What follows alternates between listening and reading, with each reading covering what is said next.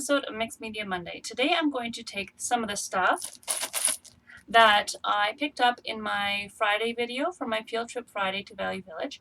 I'm going to take the components of what I'm going to be putting into packages to send off to people, to share, to give away.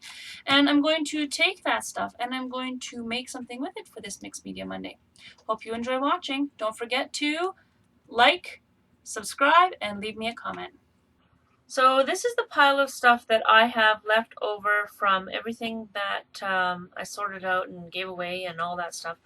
I do have a couple extras in here. I've got some extra spoons and I've got some extras of this and extras of that. So I do have a little bit more choice than what people will be getting in their envelopes.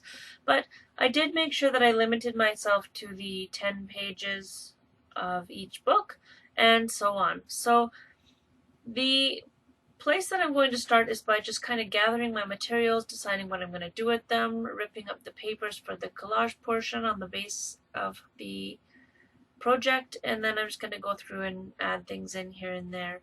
I ended up forgetting to add that little cord, but it would have added some nice texture to everything. So I'm going to start off by prepping this spoon. This is one of the spoons that came with that from Value Village.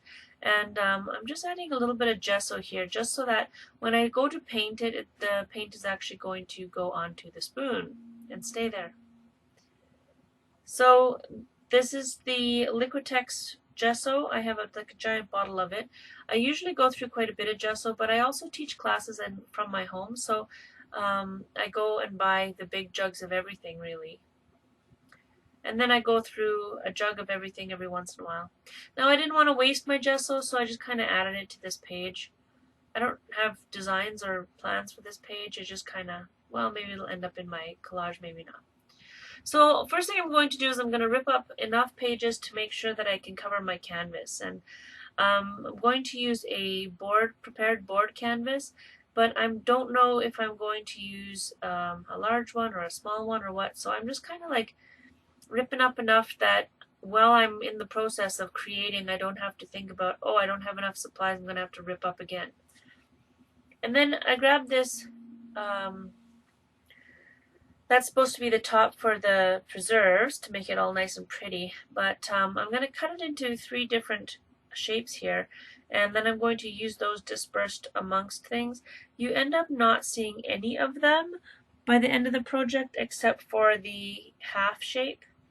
So it all comes down to layers, and sometimes when you add layers to things, you end up with some that are heavier and some that are thicker and so on. So this is actually kind of funny. My husband adds things to my projects and he calls them surprise elements. And he puts his little hand into my videos, or he adds things to my supply lists and challenges me to add things to it. So that component there was a Pokemon card, and I thought, you know, with the theme of what I'm kind of going for, it's okay to add the little, I think it's called Eevee. It's like a little fox-like rabbit-y thing. She's kind of cute. She kind of would make people feel better. And this whole, my thought with the spoon is a spoonful of sugar is where I end up going. So I did cut a lot of stuff out of here, so you'll see my collage just kind of skipping ahead and skipping along. This project took me about 3 hours from beginning to end, including a lot of drying time. So I did cut out things that you can see the process over and over and over again, and I did cut out drying time because nobody wants to watch me with my heat gun. So I don't really have a method to this, really. I usually just kind of go around and grab a whole bunch of stuff and cover things up. And my intent with this initial part was just to make sure that I didn't have any white peeking through. I did want it fully covered. And usually I try to just have one layer of paper, but this time I stacked paper up, and as long as the white was covered underneath, I didn't really worry too much about which direction the lettering was going, if I had, you know, this paper and that paper touching, or I didn't think about any of that stuff. It was just a random cover the canvas, I don't want to see any white kind of process. And so if you can see, I'm just kind of grabbing pile by pile, and I'm doing that based on color more than anything else. So I see, okay, well, over here I've got lots of this brownish paper, so I'm going to add a little bit more over here. So it's kind of more like a color balancing rather than a graphic balancing.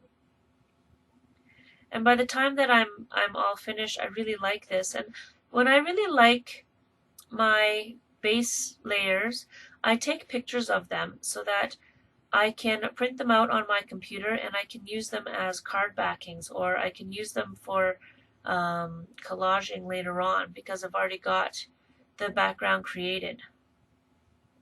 So I'll print it off on my computer, and or I'll send it into a printer to use as card bases, and I will, you see them over and over and over again. Someday I might get to the point where I can sell my backgrounds as digital files so that people can just print them out at home and use them for things. So once this is all put together, I did dry it. I cut that part out that I dried it forever, but I did dry it until it was all nice and firm, and then I let it sit off to the side to continue to dry. The next thing I'm going to do is, with the theme of medicine and a spoonful of sugar, I wanted to draw some medicine bottles. And I didn't really have an idea of what bottles I was drawing. I just kind of sketched something out here so that I would have something to cut out later. And then I grabbed the next piece of paper and I sketched out an even wider jar. And I thought, okay, well, I want another different size of jar, so in odd numbers. So 3, 5, 1, 7. 7 I felt would be too much for this small canvas, but I figured 5 would be just about right.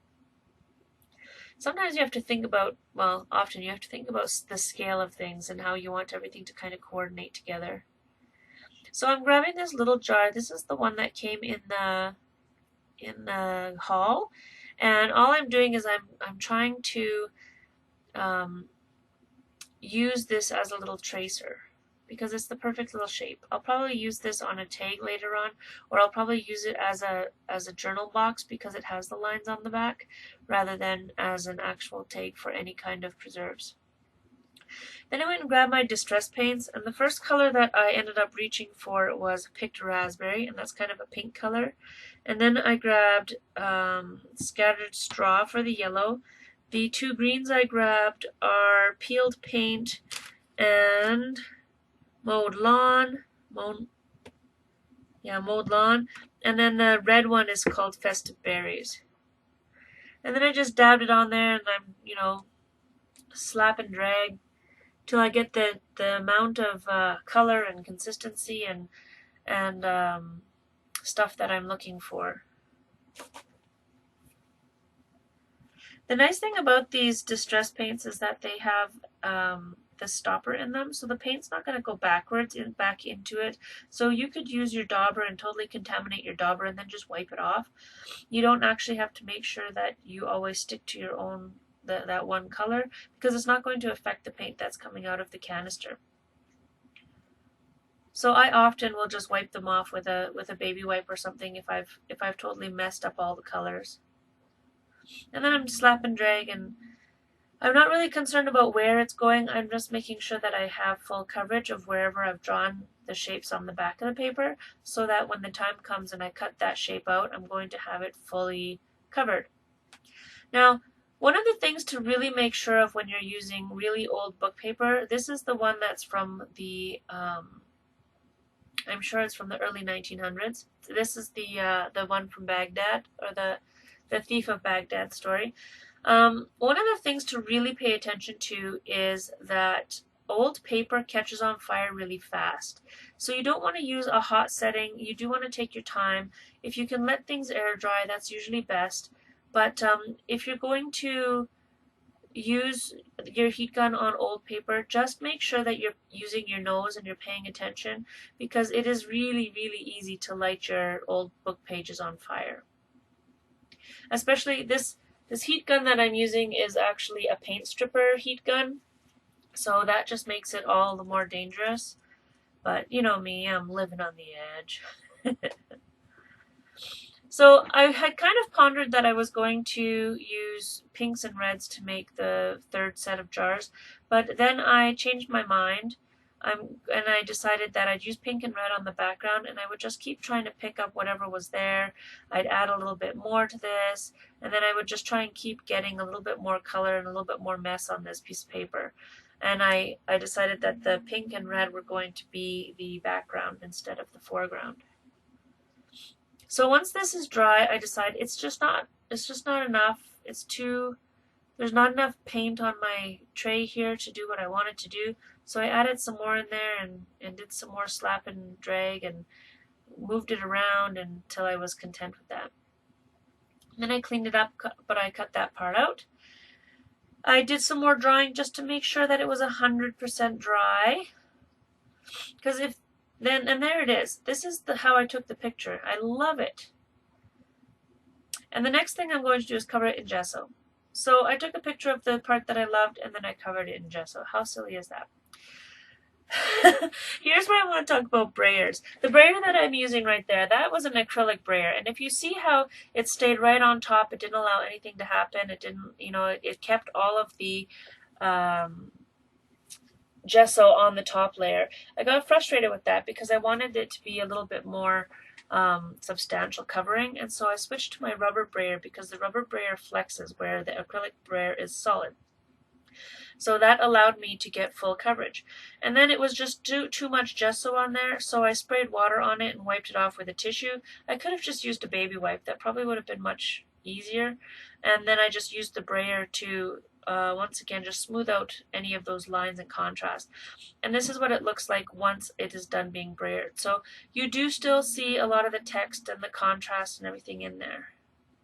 Once I'm done the pink and red though, you really can't see a whole lot of it, but it allowed me the opportunity to have as much of that text showing or as little of that text showing as I want. And that's why I started with the collage of book pages, is because it does add another level of texture to the page, another level of depth to the page, and there are places within the final project that you do see the text in the very bottom layer.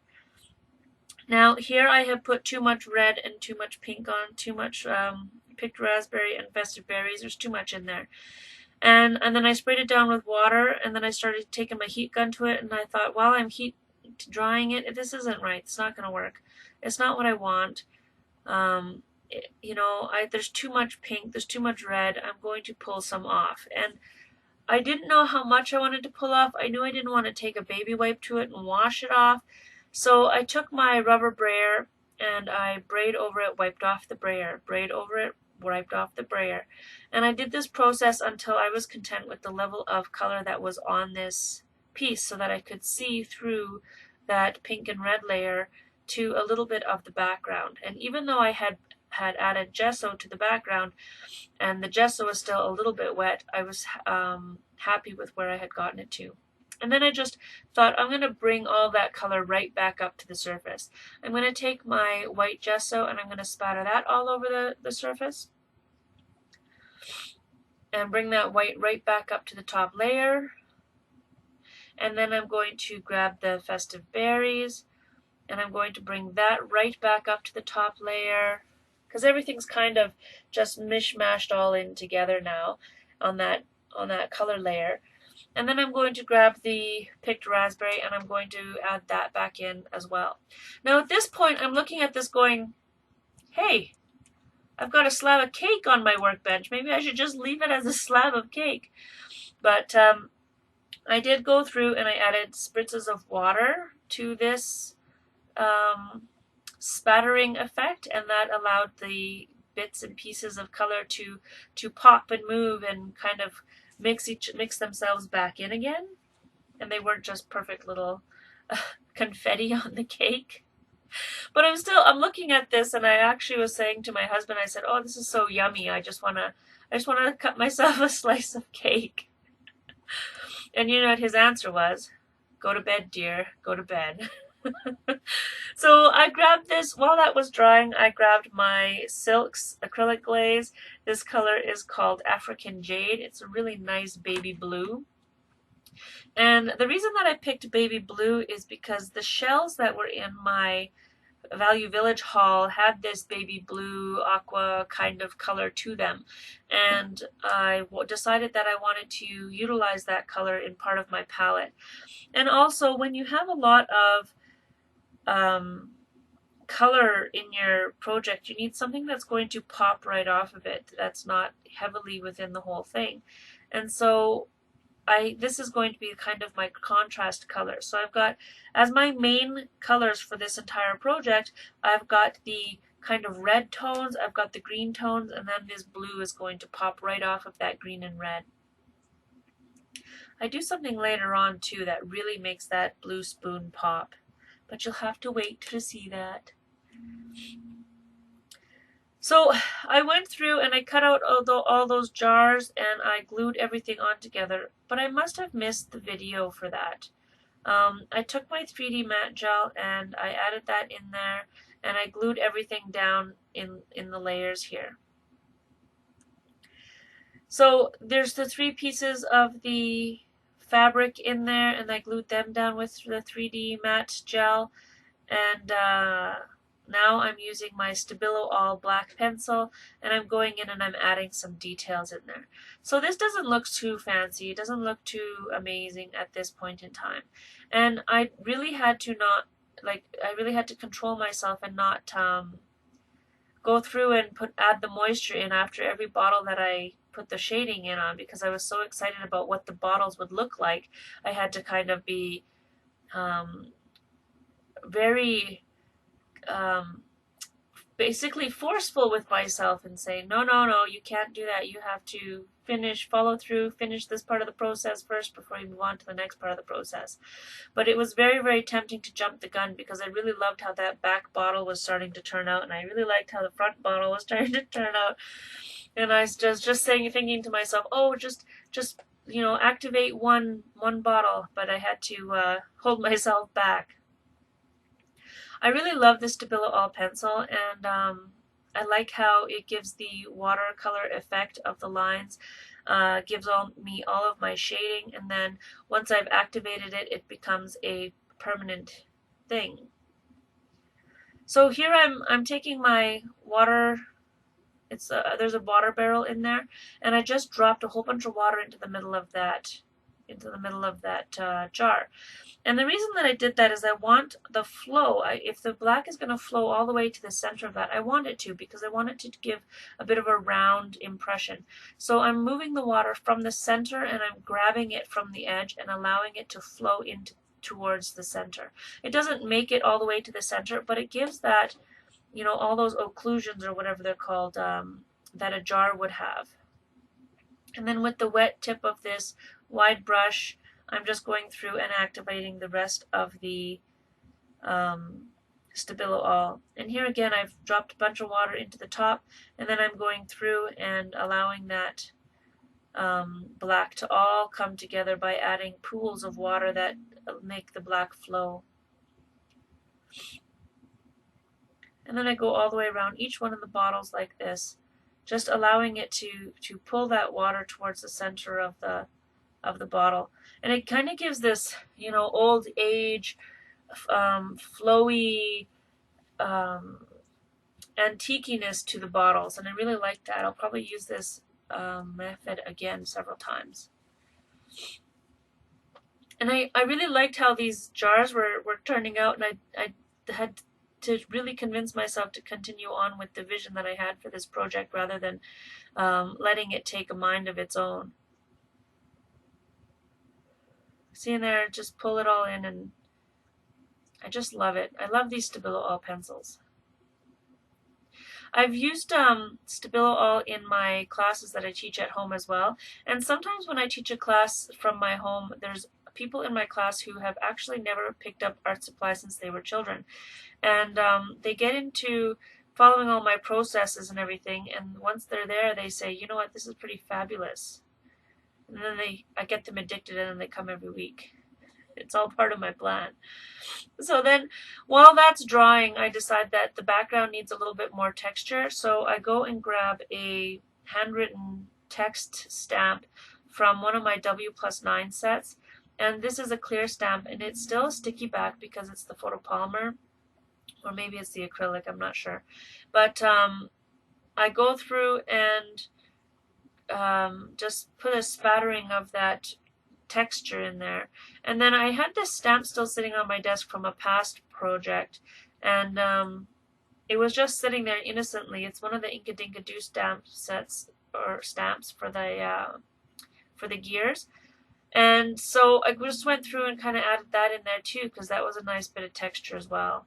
And then I want to go over these bottles again with the Stabilo All again, but if I do it while they're wet, then I'm not going to get the effect that I want. So I have to dry these, and as I'm drying them, I'm allowing the ink to run. I'm allowing the ink to move because I want all of those imperfections in the glass bottles, in the medicine bottle, so to speak. So once these little jars are dry, I do go over them again with my Stabilo All after I've put the label on. And this one is going to say, this was already quite late at night, and so I was kind of thinking old age bottles, you know, from those people that would go around and say they were doctors, and they would deliver all of these fancy bottles and elixirs and make you feel like you were taking something that was beneficial, just like a spoonful of sugar makes the medicine go down, right? You know, the sugar actually doesn't do you any good, but it does help the medicine go down. So this one I named the Feel Good Elixir.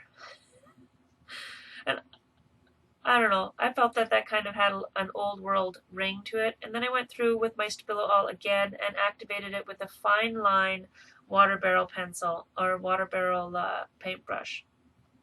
And then I went through and grabbed a whole bunch of stuff from my stash. I grabbed, you know, gears and pieces of metal and flowers, and I grabbed some of the shells from the beads from the bracelet from the Value Village haul. And some of these beads are just, you know, chunks of texture, and some of them look like little pills that I can pile up and stuff like that. And then just for a little bit of extra color in there, I added in some of the green ribbon. And down on the bottom right hand jar, I added a little beehive. So up in the top there, I added a little bee. A lot of people feel that honey is really helpful medically, so I thought that that was quite fitting. So then the next thing I'm doing is I'm just kind of adding flowers and filling this all in, and making sure that I have the edges covered and any errors that I have are covered. And it's basically a nice big window display for this Feel Good Elixir, is what it comes down to. And that a lot of the fabric flowers, once I cut the base off of them, they fall apart. So I had to tear that plastic flower until it was doing what I wanted it to do, and put glue on each and every layer of that flower. The pink flower in the bottom right of the corner, I had to do that with that one as well. And I find that when I'm using fabric flowers, that's often the case, because if it doesn't have a